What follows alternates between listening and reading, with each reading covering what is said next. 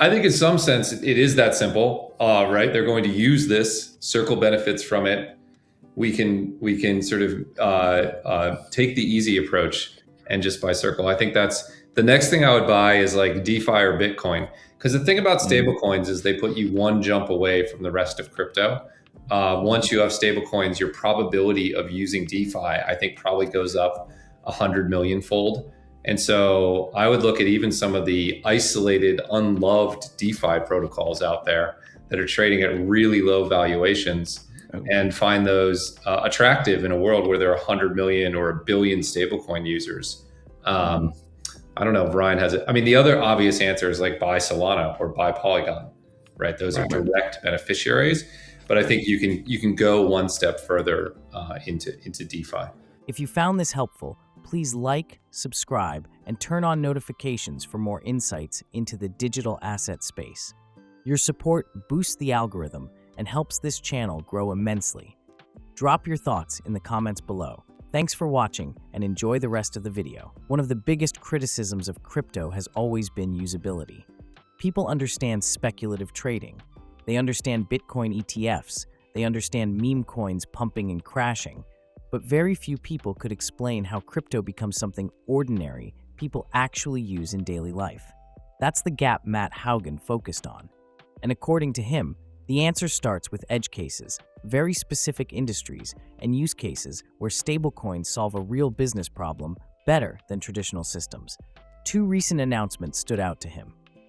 The first involved DoorDash exploring stablecoin payments for Dashers on the Tempo blockchain. The second involved Meta planning to pay creators in multiple countries using USDC on Polygon and Solana. At first glance, these might sound like small experiments, but Hougan argues they reveal the exact roadmap for mainstream adoption. This thing about stablecoins, which is they're $300 billion today, and everyone's like, they'll get to $3 trillion and we'll be using stablecoins instead of our Visa card. But no one ever explains how we go from degens trading with stablecoins to them, my grandmother using it instead of her Visa card, right? We don't talk about that bridge. And we had these two pieces of news that I think gave me a view. One was that DoorDash talked about paying its Dashers via stablecoins on the Tempo blockchain, right? And the other was that Meta said it was going to start paying creators in 2 countries, eventually 160 countries, using USDC on Polygon and Solana. And what I love about these is it points out exactly how we get to the mainstream, which is we start with the edge cases. If you think about DoorDash's business, they have these employees that come and go over short periods of time in like 40 countries around the world where they have very tangential relationships with them. They're not onboarding them with a month-long onboarding process and paperwork the way we do when we hire someone. They're like gig workers, right? How do you pay a globally distributed group of gig workers in a quick way? Well, stablecoins make that push button easy.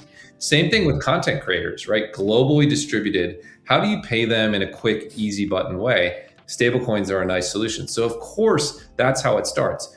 But then you can imagine having millions of people who get used to stablecoins in this venue. And that's how we start to get into the mainstream. So I just, those are such big brands rolling these things out. And we used to have a few of these stories. We used to have Starlink sort of paying some people in stable coins. But now we're starting to see like multiple of these stories each week. And it just sort of painted a road that I could draw to the endpoint where stablecoins are as normal as debit cards. And I really like those two stories. I think in some sense it is that simple, right? They're going to use this, Circle benefits from it. We can sort of take the easy approach and just buy Circle. I think that's the next thing I would buy is like DeFi or Bitcoin. Because the thing about stablecoins is they put you one jump away from the rest of crypto. Once you have stablecoins, your probability of using DeFi, I think, probably goes up 100 million fold. And so I would look at even some of the isolated, unloved DeFi protocols out there that are trading at really low valuations and find those attractive in a world where there are 100 million or a billion stablecoin users. I don't know if Ryan has it. I mean, the other obvious answer is like buy Solana or buy Polygon, right? Those are direct beneficiaries. But I think you can go one step further into DeFi. Yeah. Hey, did you know you could earn yield on your stablecoin? Right. Right? Yeah, That is exactly. different from, hey, you should buy some stable coins and then earn yield on them. And you're like, I'll just put it in the bank. But if you're getting paid stable coins and you're like, you can instantaneously earn yield on them, then all of a sudden you're in Morpho, or you're in Aave, or you're in a DeFi protocol, right? You're in a vault. So I think that's what I mean when I say, like, this is a huge push for the DeFi ecosystem. Is it just brings you so much closer to taking that step, and they're all going to be marketed to, and maybe even DeFi protocols will market through Meta to get to the people that it's paying. Like, it's very easy to see how that ecosystem blows out from there. So that's how I would approach it as an investor if I had a long-term time horizon. Yep, I think that's right. That's well said. I do think we'll get through it either way, but it will be a short-term setback if it doesn't resolve positively. The other thing that would really help, which I haven't mentioned, is the DeFi hack thing chilling out for a little while. It'd be nice to have a stretch of solidity there, see Aave fully unlock and rebound. I think that would be very helpful to the community, and the reverse would be a significant setback. So that's another thing that's on my radar. I actually don't. So I don't know, but I think the panic around Mythos and AI-based cyber hacking and the coincident timing of some of these hacks means we're taking them more aggressively than we would have otherwise. Like, if we had one of these hacks, or even both of the major hacks a year ago, pre-Mythos, I think people would have been like, oh man, another one, that's brutal. But because they're happening in tandem, I think we're heightened. We're more concerned about it than we otherwise would. So maybe that's the third piece we need to really get this sustained rally. We need risk on assets to do okay. We need clarity, and we need not another series of major multi-$100 million hacks. Yeah, that would be helpful. I think if we get those three things, we're maybe off to the races. Yeah, can I build on that? Because I feel this really strongly. I think there's an underlying tremendously bullish market here that we keep messing up, right? We are reinventing money. We're reinventing intelligence. We're reinventing health. We're reinventing defense. We're moving into space. These are the biggest markets I've ever seen entrepreneurs and innovators go after in my lifetime, right? We all got excited about the internet. That was reinventing media. Who cares? Right? This is intelligence, work, money, space, and life. These are much bigger markets. Who cares? Snapchat. Like, we got excited about Snapchat. You have to be kidding me. Right? So now we're going after these much bigger markets. I think the market would just be doing even better. It's just people keep mucking it up. And I think the reason why we more or less, quote unquote, ignore the nonsense is because the underlying thrum otherwise would be just so bullish. So I think it is slowing us down. I just think the uptrend is big enough that it can't keep us down completely. The Meta example may be even bigger. Creators are one of the fastest growing global workforces. Millions of people around the world earn money through content creation, social media, streaming, and digital communities. But paying creators internationally is still surprisingly inefficient. Stablecoins change that. If Meta can pay creators instantly using USDC on networks like Solana or Polygon, it removes huge layers of payment friction. Creators in developing economies especially could benefit enormously. Instead of waiting days for international payouts and losing money to fees, they could receive digital dollars immediately. And once millions of users hold stablecoins, everything changes. One, I think we can have relatively high confidence that $60,000 was a really fundamental bottom. We seem to have sustainably pushed beyond that without too much hype getting into the market. And we've talked about it here before. I think we're in this general channel between 60 and 80. The question is, do we push above 80 into sort of the next channel, or do we retreat back and try into the 70s? The answer, I think, lies in what happens to risk assets in general, and then what happens with the Clarity Act in particular. I think if we see the Clarity Act continue the recent trend where it's been looking more and more likely, and we see risk assets at least hold steady, then I think we could move into the next sort of 80 to 100 channel. If we see risk assets get crushed because maybe things in Iran turn for the worse, or we see the Clarity Act hopes fade and we go back below like 50 to 40% odds, then it feels to me like we'll head back into the trenches. But I do think that $60,000 was the end of winter. And I think we'd probably go higher from here. I just don't know. I think it's conditional on those two events, whether it's straight up or whether we reset and gather a little bit more base. I'll say two things about that. First, you can like more than one thing at once. Like when you sit down to have dinner, it's okay to like the appetizer and the main and the dessert and have a nice glass of wine and some sparkling water and to love it all. That's all fine. Just because I'm excited about AI doesn't mean I'm any less excited about crypto.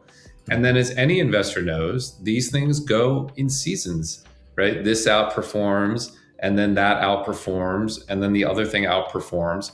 If you can time it, if you don't think you're late to buying SanDisk, then God bless you. Just do that. Just buy the specific thing that's going to go up the most tomorrow and then tomorrow rotate to the next thing. But I'm not good enough to do that. So my approach is just to own all the awesome things and let those rising tides move at different time periods. I think the thing that we forget, because intelligence is such a big market and AI is such a big market, is that money really is a very large market too, right? The little world that we're reinventing in crypto, which is money and finance, is one of the largest addressable markets in the world. And we're going to disrupt that in the same way that AI is disrupting sort of intelligence and robots will disrupt part of work. And again, it's totally fine to be excited about all of them. I do think it's taken some of the ebullience out of the crypto market because the hot money, the hot ball of money that used to rotate into various parts of crypto is no longer rotating. What's lifting crypto is a slow drip of institutional money. That means I think we're going to have longer cycles. They're going to be slower moving, less volatile. So I don't think it's had no impact, but they can all eventually rise over time, which is I think what will happen. Yeah, the only thing I'd add to that is just how much the Overton window has changed over the last year. I remember, for the first 6 years of Bitwise, we were like struggling to talk to people about a 1% allocation to Bitcoin. Remember the whole get off zero concept, 1% of your portfolio. If you lose it, you're only down 1%. That was like 6 years of repeating this story. And then Charles Schwab comes out with a video that says 2 to 7%, which 7% is above what Bitwise has historically said for most people, which is 1 to 5%. And that has just changed the conversation at these conferences that I go to. Like some combination of that and what Morgan Stanley is doing and what Wells Fargo is doing, Goldman Sachs is doing, like it's been normalized so much that we've completely shifted from this like, well, maybe this crazy thing for 1% to like, why don't we put 5% of our portfolio in it and just shrugging our shoulders. It's really remarkable to me how much it's changed. It makes it way less of a risk asset, doesn't it? It completely does. And it completely is. Yeah. And it's just really remarkable. Like sometimes we forget it because we've been down in sort of the doldrums of the 60 to 80 channel, but it has really dramatically changed, right? It's become completely normalized, and we've just become almost inured to that. Which when I go out on the road, it just really strikes me how much more welcoming people are, and the size of the allocation that they're considering has really stuck with me. Hougan believes stablecoin growth could become a massive catalyst for decentralized finance. Because once users are holding digital dollars, DeFi becomes incredibly easy to market. Imagine this scenario. A creator receives payments in USDC, then sees an offer, earn 4 to 6% yield instantly on your balance. That user may never have considered themselves in crypto, but now they're interacting with decentralized financial infrastructure. That's how ecosystems grow. And if hundreds of millions of people begin using stablecoins globally, DeFi protocols could experience explosive growth. This is why Hougan suggests investors may eventually look beyond just Bitcoin or stablecoin issuers like Circle. They may start